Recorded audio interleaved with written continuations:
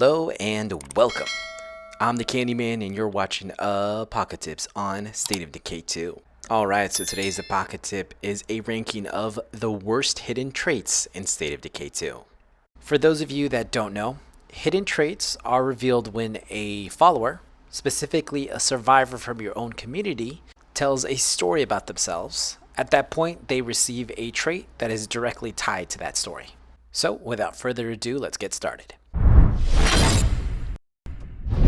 Kicking off our list at number 10 is Ran the Neighborhood, which provides a 75% increase in standing rewards.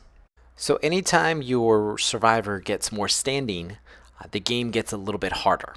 So anything that boosts the amount of standing that you get obviously is a bad thing.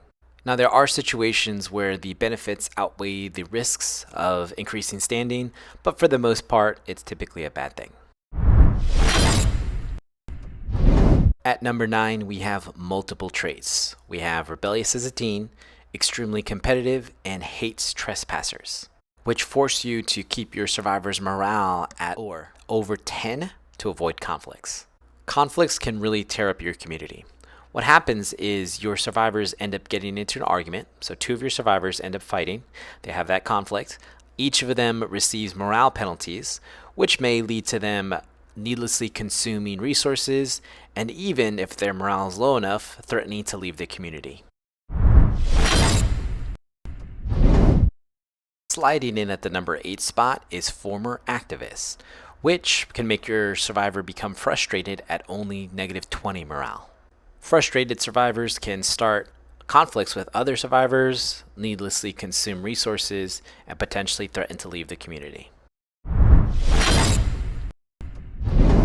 At number 7 in our list, we have Needs Quiet Time and Hated the Boss, which can make your survivors become frustrated at only -20 morale, and you have to keep the morale above 10 to avoid conflicts. So this trait, or traits I should say, are just a combination of both 8 and 9. So obviously, if you put 2 bad things together, it creates an even worse thing. Hopping into our countdown at number 6 is Fiery Protester, which can make your survivor become frustrated at only -20 morale, and you have to keep their morale at or above 30 to avoid conflicts. Simply put, this is a worse version or a more negatively impactful version of number 7.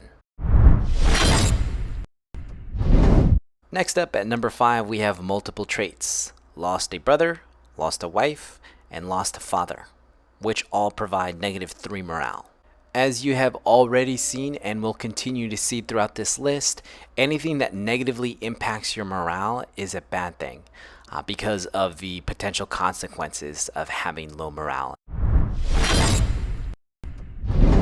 Sitting at number 4 is Thrill Seeker, which can cause your survivor to sometimes waste medicine. Seeing that medicine is one of your more precious resources for your community, anything that needlessly consumes that is going to be a detriment to your community. Sitting at number 3 in our countdown is Has Nightmares, which gives your survivor a 33% increase to their fatigue severity, as well as giving them a 20-point reduction to their max stamina. With stamina being such a huge part of the game in terms of running, climbing, fighting, etc., anything that causes your survivor to have less stamina, as well as get tired more easily, is obviously a bad thing. The runner-up in our countdown is Tells Bad Jokes, which reduces your entire community's morale by 3, which is a big hit to your community. Talk about a tough crowd. Last but not least, we have Was Always Sick as the worst hidden trait, which provides a morale bonus from an upgraded infirmary and a 50-point reduction to your infection resistance. While the morale bonus is nice, it is very, very heavily outweighed by the fact that your resistance goes down significantly.